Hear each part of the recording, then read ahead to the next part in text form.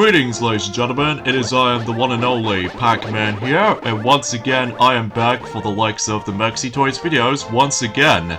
Ladies and gentlemen, welcome back for some more of Let's Play of The Legend of Zelda, A Link to the Past, for the Super Nintendo / Super Famicom, and for the Game Boy Advance as a port. So, yeah, last time we did manage to able to actually, well, as far as I recall, that we did manage to able to explore around at the Dark World at first, and then every once in a while, that we did already tackle through the first dungeon in the Dark World, which appears to be Dark Palace, or to be more specifically though, Palace of Darkness and stuff like that. So, yeah, and all in all, we actually done that particular dungeon alright, but, either way though, that is when the fact that I somehow managed to able to die from the get-go from that boss fight, or quite a few times. So today for this video is the fact that we're going to be taking on the second dungeon in the Dark World, and this what appears to be the Swamp Palace. So, and I believe in this particular level is going to be a lot of emphasis on swimming, so because of that though,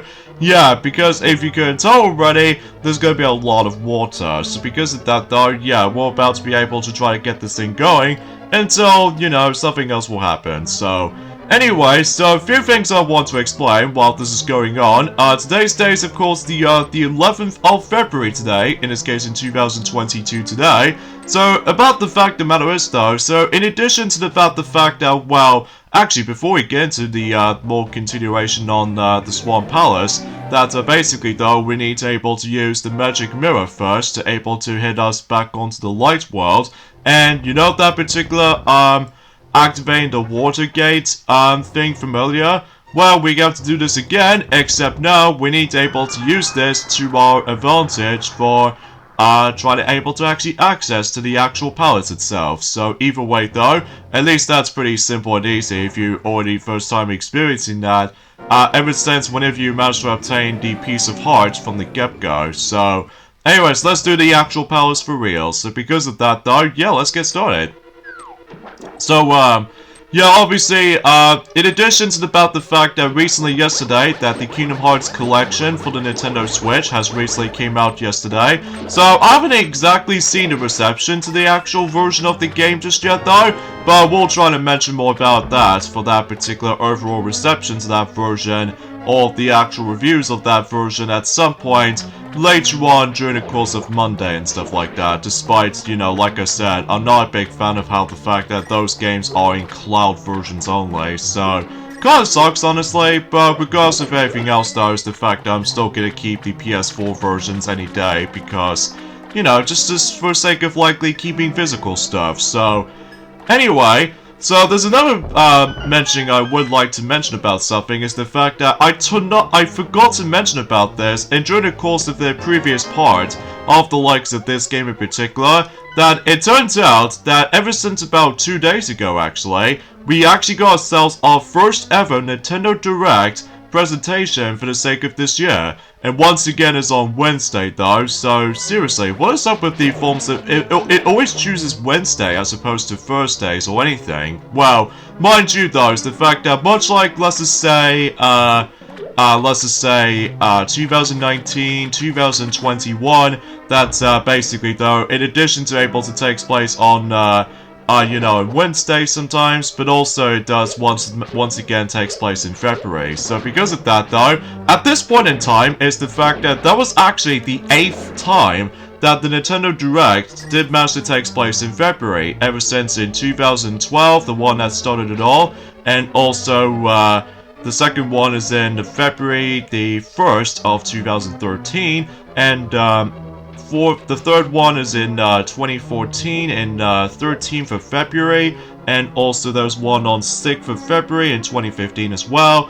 And also like I said, we had the February Nintendo Direct during the course of 2019, and a little bit on 2020, if only because of Animal Crossing New Horizons, and finally, ever since about a year ago in 2021. So yeah, that's sure it's something. But of course, just like the forms of how it does it on the previous 2 years, once again the COVID message still shows up, and I was like, I don't care. I'm just usually excited for the games themselves. But anyways, let's get things started with the forms of the actual reveals. they actually did manage to announce for the sake of the Nintendo Direct for this particular month so far. First off, they did reveal another Fire Emblem game, but to be more specifically, I was expecting if they were able to actually make a remake of the Fire Emblem game, at least in any single one of them.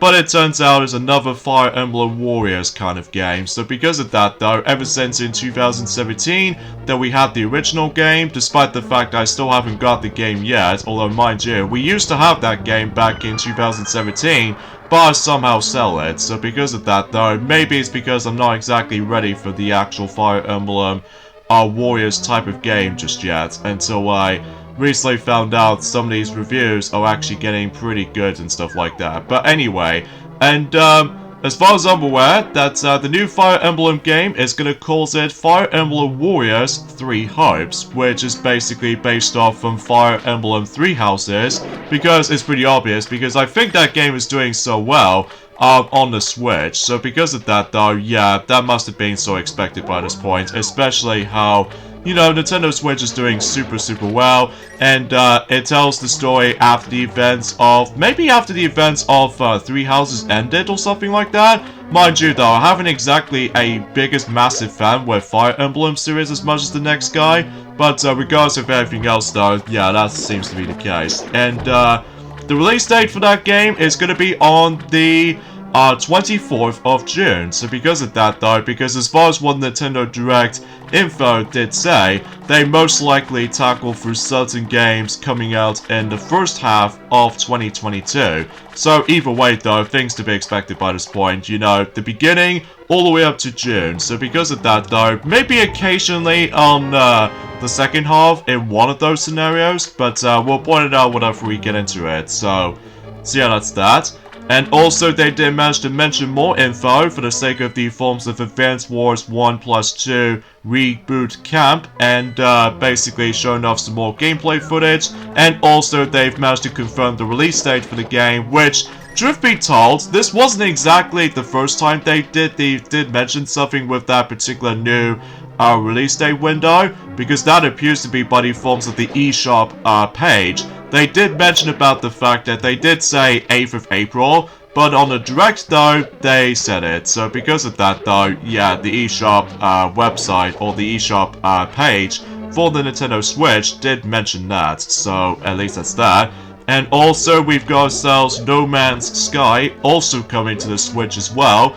In this case though, I fondly remembered back in the day that some people really hated No Man's Sky on the PS4 because there's not much content, or maybe it's because of the forms of how the fact that, well, I haven't exactly looked up on that particular game as much as everyone else does, but either way though, that's usually besides the point. So yeah, that's that. And there's also another exciting thing that when it comes to this particular Nintendo Direct that I was very happy about, and I think most of any other like Mario football fans might able to know. Yes, Mario Strikers games are back after 15 years since on the Wii. So because of that though, yeah, the third Mario Strikers game is going to be on the Nintendo Switch, and I was very excited about this, even though because either way though, like I said, it's been 15 years since the last installment of the Mario Strikers football game, since on the Wii, Mario Strikers Charged, or Mario Strikers Charged Football for those of you who lived in Europe, and also Australia as well. So yeah, about time to able to have a Mario Strikers game at long last on the Switch. So in this case, the next Mario Strikers game is going to call it Mario Strikers Battle League Football, or specifically Mario Strikers Battle League in everywhere else. So yeah, and from what I've seen the gameplay footage of the game, it's like a combination of Mario Smash Football and Mario Strikers Charged Football all into one. So because of that though, yeah, I was very excited to see how that game's going to be presented with it, and I'm hoping that Next Level Games is going to be involved in this, because after the events of the duology games of Luigi's Mansion games, both Luigi's Mansion 2 and Luigi's Mansion 3, that at least if Next Level Games is involved on that development, then I'll be very, very happy with that specific stuff. Even though the graphics might be a bit simplified, but regardless of everything else though, it still got a bit more edginess to it, so that's the only thing I do really enjoy with those Mario football games. So yeah, I'm very glad that the Mario football game is now going to be on the Switch. All it needs left now is just a Mario baseball game, and that will be it for the sake of the forms of not only for the entirety of all 4 sports based off from the GameCube era of Mario sports games, because after all, we've already had tennis, golf, and now we had football, or soccer if you will. So yeah, that's super top notch. And that particular game is about to due out at some point on the 10th of June. So because of that though, I'm definitely gonna pre-order that, especially noticeable after pre-ordering quite a few Mario sports games in the past, such as, you know, Mario Tennis Aces, and also Mario Golf Super Rush. So let's just hope that Mario Strikers Battle League Football will receive a lot more well than I thought it was. So, but even then though, who knows? We'll find out during at some point on the beginning of June. So because of that though, yeah, I'm very happy that was the case. So, and the next thing they did mention is the forms of the new gameplay footage for Splatoon 3, in this case the returning slalom run. So because of that though, much like in Splatoon 2, that you have to go for a serious amount of those enemy encounters for the slalom runs, as far as I usually recall that. And as far as I'm aware, they at least technically got the release date for it, which appears to be it's going to be releasing until December. It's all depending on the forms of which specific month it'll be releasing on. It could be either be June, just like Mario Strikers Battle League Football, or July or August. Although it could be possible until likely in July, just like in Splatoon 2. But we'll see what happens there. And yeah, that's pretty cool and stuff like that. And the next game they did mention is Front Mission First as a remake. So yeah, it's interesting. And as far as I'm aware, that I'm not exactly sure what that game was originally from which specific platform they go for, but I digress. So anyways, let's go ahead and keep on trying to tossing those skull heads, so just in case if we find some health, but apparently we didn't have any luck to, you know, trying to find any health whatsoever. But either way though, we're just gonna have to leave it to that. So anyways, let's open up the big chest, and we got ourselves the hook shot, and this extends the contrast and boing. And then basically you can able to actually just grab onto anything. So yeah, this is without a doubt the most iconic item in any other Zelda game, specifically the hook shot. And basically this allows you to, like I said, you can able to actually just to aim it on any sort of objects, and then that way you can able to reach onto the other side. Such as for instance with that skull heads, and even some treasure chests as well. So I really think that the hookshot is easily the best item in any Zelda game, because I just love using it so much, and it becomes stable in the future, specifically The Legend of Zelda Ocarina of Time, and I think there's one on Majora's Mask as well, and I believe there's also one in the Wind Waker, and also some other Zelda games even now as well, including Skyward Sword HD, but ultimately speaking though, or usually Skyward Sword itself, although despite the fact that it calls like a different name, like Claw Shot. So either way though, I'm very pleased that we're actually going to be using you know, hook shot. It's kind of a shame there's no hook shot in Breath of the Wild, which I was expecting if I can able to actually easily skip certain stuff throughout to able to make things a little bit more of a speedster,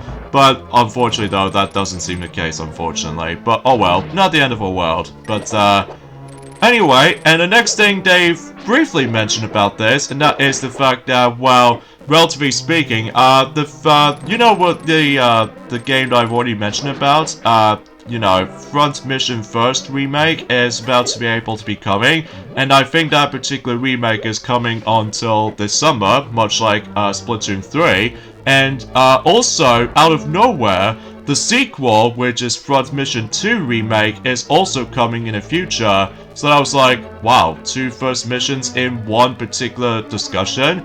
Jeez, that seems quite a lot. But anyway, that's that. And also they've mentioned another game called Disney Speedstorm, which is basically it's like a Mario Kart clone, but with Disney characters. So because of that though, yeah, I can definitely tell right off the bat, Nintendo Switch is actually going to be getting a lot of racing games every now and then, ranging from Mario Kart 8 Deluxe, Team Sonic Racing, Crash Team Racing Nitro Fueled, and now we have the Disney Speedstorm. So because of that though, if I've seen a gameplay footage, it kind of feels like similar to Mario Kart, except, well, I believe that particular game, Disney Speedstorm, is going to be free to access. Now I believe, if I'm guessing correctly, it will contain microtransactions. So because of that though, and that particular game is also coming in during this summer as well. So at the very least, that's something to behold, I think. So, yeah, that's that. And also, out of nowhere, we're actually getting ourselves some even more third-party supportive games. Such as, for instance, there is Star Wars The Force Unleashed. So, yeah, that game is now coming to the Nintendo Switch, and during at some point on the 20th of April this year. So, yeah, that's pretty awesome. Especially noticeable about the fact that for those who are the biggest fan of Star Wars The Force Unleashed, back in the forms of the past generations of specific consoles, ranging from the Xbox 360 or PS3. Basically though, you can now able to actually finally experience the game on the go. So yeah, that's pretty cool, especially noticeable for some Star Wars fans. In fact, I believe that particular game is also going to be coming on April, similar to the forms of LEGO Star Wars The Skywalker Saga. So I believe that month will be the greatest month for the Star Wars fans. So either way though, yeah, that's pretty cool. And also they briefly mentioned Assassin's Creed The Astro Collection, which I think technically we've already mentioned about that ever since about a month ago or something like that. So at the very least, that's at least that's been mentioned again. So either way though, that's that. And also we're getting ourselves the next game, which appears to be SD Gundam Battle Alliance. So that's about to due out at some point this year. So yeah, that's something. And also we're getting ourselves I would classify for saying a remaster of an RPG game from the PlayStation Original Classic, which appears to be Chrono Cross. So yeah, Chrono Cross is now coming back, but on the Nintendo Switch, but usually calls it Chrono Cross The Radical Dreamers Edition. So yeah, that's interesting. Especially noticeable about the fact that, well, I was expecting if they were able to bring in Chrono Trigger onto the Switch, but apparently Chrono Cross, which is a sequel to Chrono Trigger, is actually now coming. So yeah, that's actually pretty cool. And also they managed to include something that's pretty cool though, but I don't think I can probably mention more details about that, because I'm sure most people are already excited about the actual Chrono Cross is now finally coming to the Switch. So that way they can now finally experience the game on the go.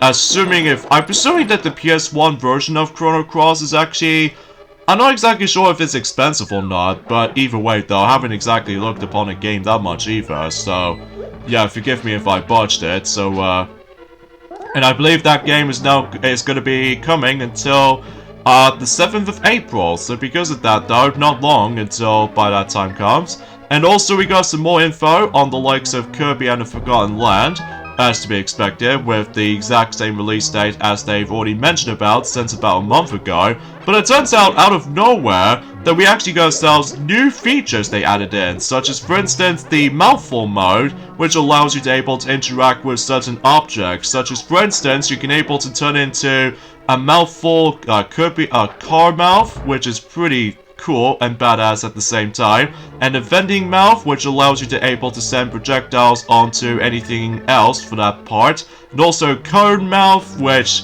dang, that is something to behold. Actually, I'll get to more details about that specific info about this later, because, well, as you can tell, that we immediately on to the very end of this particular dungeon already. So let's go ahead and tackle through the next boss in the game, which appears to be Arceus. So basically though, that's what the hookshot comes into play. So basically though, is the fact that in order to deal with this particular boss fight right here, is the fact that we need to able to keep on dragging those little mini slavemans, as you can see right there, that has managed to able to surrounding the actual boss itself. And then basically though, after you get rid of a lot of these things, basically though, the actual boss itself actually reveals himself. So because of that though, yeah, let's just go ahead and keep on doing that and ramps and repeat until if you eventually try to able to get rid of them. I think this is potentially one of the easiest boss in the game so far. Well, it wasn't until whenever we get into the forms of the halfway portion of the Dark World,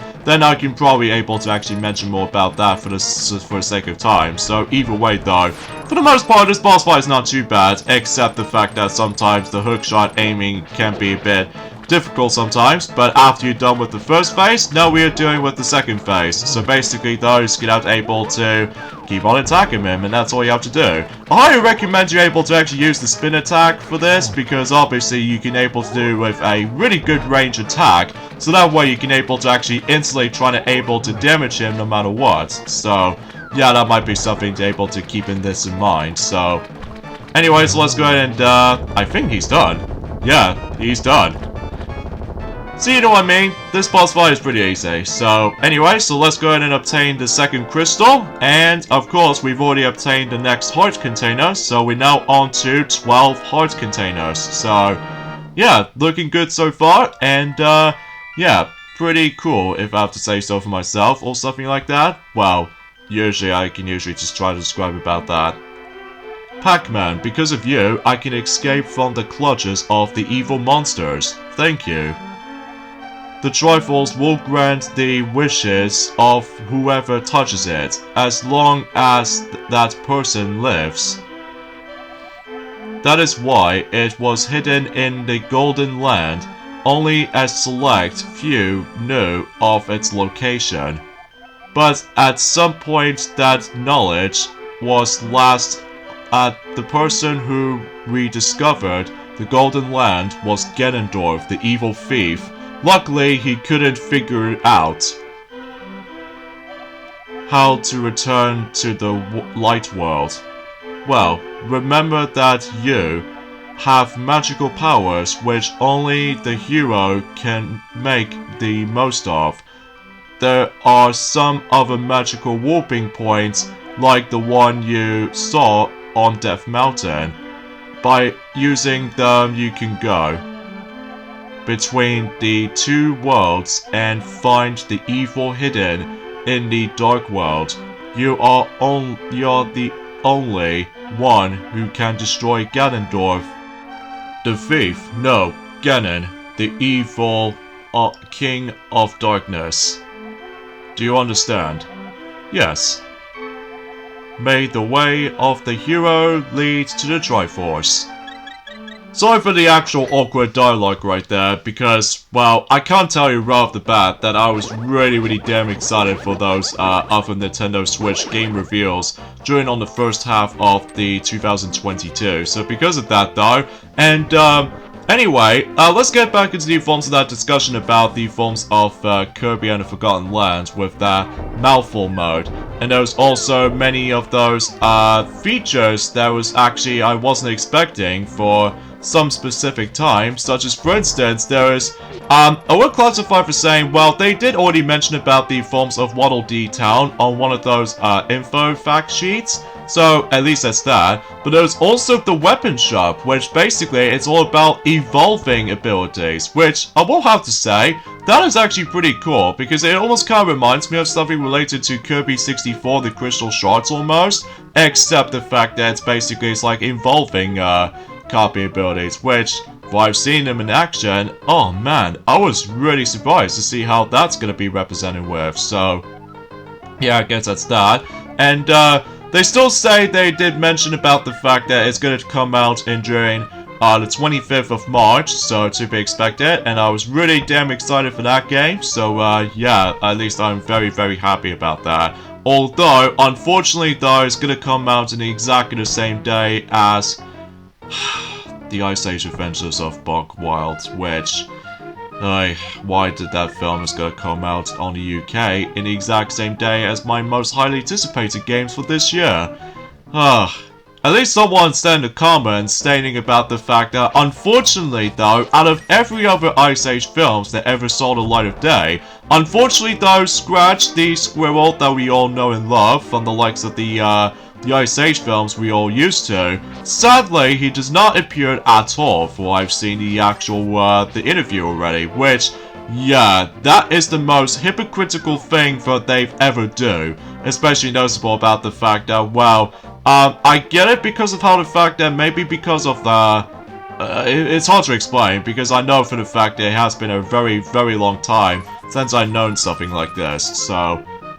Anyway, so let's begin this next game right here. As you can see, that basically though we need to dig up, and it's up to you to able to, well, dig up some more rupees, and there's also the piece of heart in this particular section. So because of that though, if you're lucky enough, if you're trying to find one, then you would able to actually just well, get it, and then you will keep it for good, but keep that in mind, you have to worry about the time limit, so, oh, goody. At least we got that, I suppose. And there's also another game that we've already technically done, which is of course the archery kind of activity, where basically it's just bragging rights, I suppose. Whilst unlike, whenever we get into the forms of Ocarina of Time or Majora's Mask, basically though, that will be important, especially noticeable there was one on Skyward Sword as well.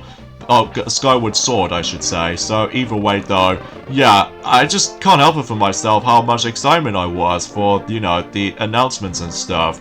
And, also, they did show us the MLB The Show 22, which is basically, it's like a baseball game by, you know, other developers out there. So because of that though, because remember I said this earlier, that we only got one more Mario Sports game left for the Switch library, aside from the forms of the fact that, well, one thing I should probably mention about this as well, sadly, yes, Mario and Sonic at the Olympic Games Beijing 2022 Winter Olympic Games is no longer happening because, well, it seems pretty obvious because I'm pretty sure that the Tokyo 2021 on the Switch didn't sell that well as much as the forms of the first three. But either way though, I can understand why that most people are getting pretty sick of those games every now and then. Or don't get me wrong, I enjoyed those, but I have no idea why. They just never seemed able to do the Winter Olympics every now and then, because I think the majority of the people out there always attempt to enjoy the summer ones the most. Well, most notably because of the forms of introduction to those new sports or something like that. Whilst in Sochi 2014 doesn't seem to able to have that many sports, like, you know, likely new sports introduced. Well, aside from one, which appears to be snowboard slopestyle and all that stuff, well, it has been a very long while since I actually did manage to play that game because, well, it seems pretty obvious about the fact that, well, been busy playing some other games from time to time, so, but I digress. And, yeah, I guess that's that. And, I think that particular, MB, the show, 22, I'm guessing it's gonna be coming out on the 5th of April, so I'm guessing so? Yes, the 5th of April, the same day as the LEGO Star Wars The Skywalker Saga, so because of that though, yeah, I guess that's that.